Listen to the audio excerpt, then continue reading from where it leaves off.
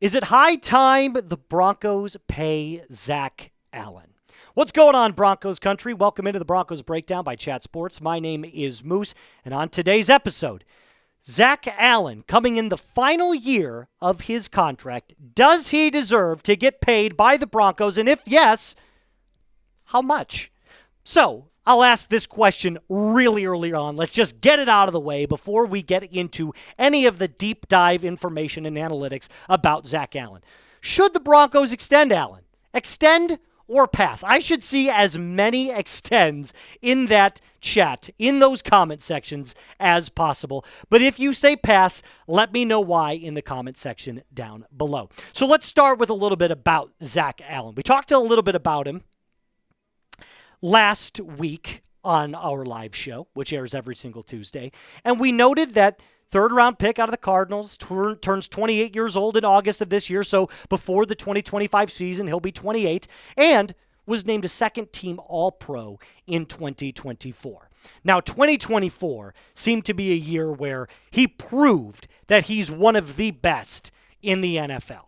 And the numbers, they really do back it up. But before we get into that, Yahoo Sports was talking about the Broncos defense as a whole and some of the extension candidates that the Broncos could end up paying. And here's what they specifically said. The Broncos were rushing the passer and stopping the run as good as any team in the league, which is why they allowed just 18.3 points per game in 2024. So signing extensions for some of those high-quality defenders, especially with such a stout defensive line, is likely going to be a goal for the Broncos through the offseason and next year before free agency. Now, there are a lot of players that are due to have contract extensions. It's not just Zach Allen. It's Nick Bonito. It's Courtland Sutton. It's John Franklin Myers. But last year, Zach Allen was sensational. His numbers, unbelievable. And PFF, who we have kind of had some gripes with as of recently, they disrespected him by putting him well low on their top 32 defensive linemen in the league. I think they had him at 20. But the stats prove that last year, this dude could do it all. He can stop the run. He can get to the quarterback. Yeah, his PFF grade wasn't great, but he also played in a ton of snaps. And the last 4 seasons have indicated that this is somebody who is definitely worth a contract extension. And if he has another year, like he did in 2024, I'm not going to spoil anything for you. It's going to be top-of-the-line dollars.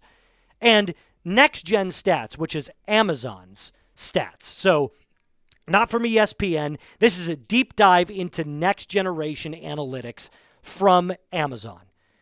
They have 2 particular areas where Allen was better than every defensive lineman in the NFL. Quarterback pressures, he was first with 67. And quarterback hits, he was first with 40. Now, I'm sure you're wondering, well, why do hits matter if it's not counted as a sack, right? Like, if you're just hitting the quarterback, does that necessarily matter at all? And the answer is yes, it does, because he joins an elite list, some elite company of big-time Hall of Fame level players. Take a look at this. Since 2010, only 5 players have had 40-plus quarterback hits in a season. Hall of Famer J.J. Watt, soon-to-be Hall of Famer T.J. Watt, Hall of Famer Aaron Donald, Nick Bosa, who is an all-pro player, and Zach Allen. So you tell me if Zach Allen deserves top-of-the-line money. The answer is yes. And if I'm George Paton, obviously, as a businessman, you want to take the most team-friendly deal. But the truth is, if that Allen goes out and does what he did last year, if he duplicates it, good luck, because he'll try and find the money from somewhere else. So it is time to pay Allen, and I would pay him earlier rather than later, because the longer you wait, the price just goes up and up and up and up. Now, the highest paid defensive tackles, the way that this is kind of lumped in, Spotrac, who does a really good job of making sure that they outline all of the money aspects, the monetary aspects in the NFL.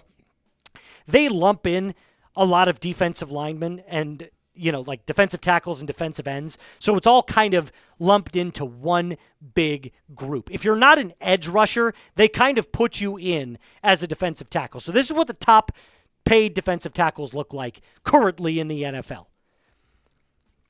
And I noticed one name on this list. Milton Williams, who we'll touch on here in just a second. Somebody who was with the Eagles last year, Super Bowl champion Milton Williams, who now is with the New England Patriots after signing a massive contract extension. So we ask ourselves now, what will his payday look like? Allen's, not Milton's, because we already know what Milton's is. But before we get into what it could be, should Zach Allen get top 5 defensive line money? Yes or no? Super simple question. I think the answer is yes, especially because of what he did last year. It's a what have you done for me lately league. And lately, he's putting up big-time, big boy numbers. So his current deal that he's on right now, which ends in 2025, is a 3-year deal, $45.7 million, which comes out to roughly $15.25 million per year. That's really low, especially with the NFL salary cap every single year going further and further and further up. Owners have more money. The revenue that the league is generating is just exploding.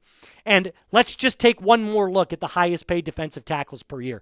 You can guarantee that if Allen does what he did last year, he will garner more than $25 million per year. It's just going to happen. So I'm predicting right now, like today, this could obviously change going forward. This could be higher. This could be slightly lower if he dips. But right now, today, June 10th, the offer right now, at least to me, would be 4 years, $100 million. That's $25 million per year. And there is another player that got very similar monetary value in amount per year in Milton Williams, who we'll touch on here in just a second, and why I think Zach Allen's better than him. But before we do that, speaking of money, this is only 40% off. It's not going to cost you millions. It's only going to cost you $35, something around there, right?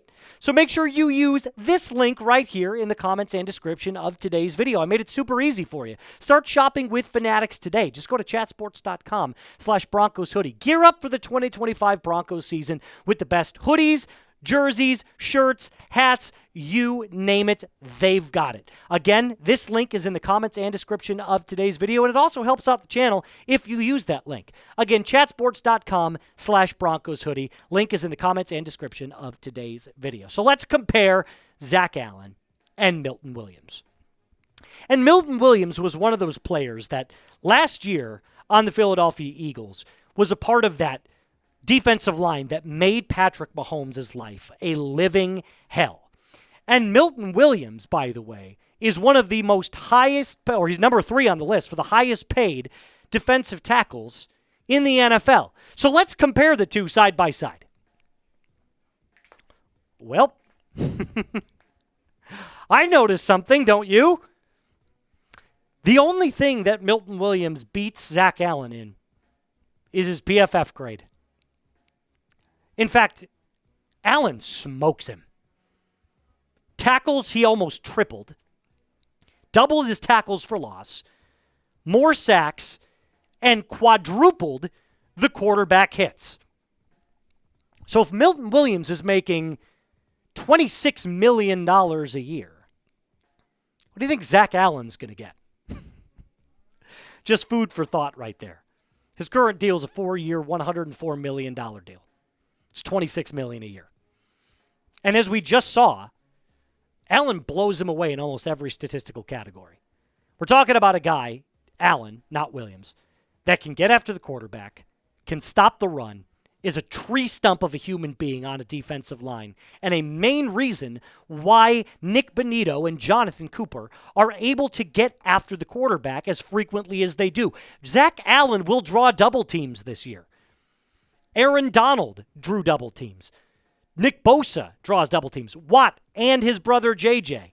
TJ and JJ. They both drew double teams. You're going to find that opposing offensive lines are going to shift over and try to take away Zach Allen, which leaves other guys like Franklin Myers, Benito, and Cooper all one-on-one to go after the quarterback. So even if Alllen doesn't put up the numbers that he did in 2024, you can still pretty much guarantee that his presence on the field will directly benefit the other pass rushers on this Broncos defense, which makes him an asset, which makes him an even more reason to get paid. It's just the truth. And I think you need to pay him now. I think he'd sign that deal that I put out there. $25 million per year, $100 million. It's an expensive deal. And right now the Broncos don't have that much in cap space. So it would almost be impossible. However, when you have players that are that good, and it being a what have you done for me lately league, and as we see the price for players go up and up and up and up, you could be looking at almost $30 million if you decide to wait for Zach Allen. Now, who knows? He might take a team-friendly deal. But, again, it's up in the air at this point. You got to be proactive, especially if you're George Payton, because time's a-ticking. And if Zach Allen gets back onto that field and dominates, that price tag just got a whole lot heftier, my friend. So how many sacks is he going to have in 2025? If you had to put the number on right now, over-under, I would say it's 8, because last year he had 8.5. I'd say he'd take the over. Give me 9. I'll say he has 9. Tackles for loss might go up. He might get 16 or 17 tackles for loss. But again, let me know what you think in the comment section down below.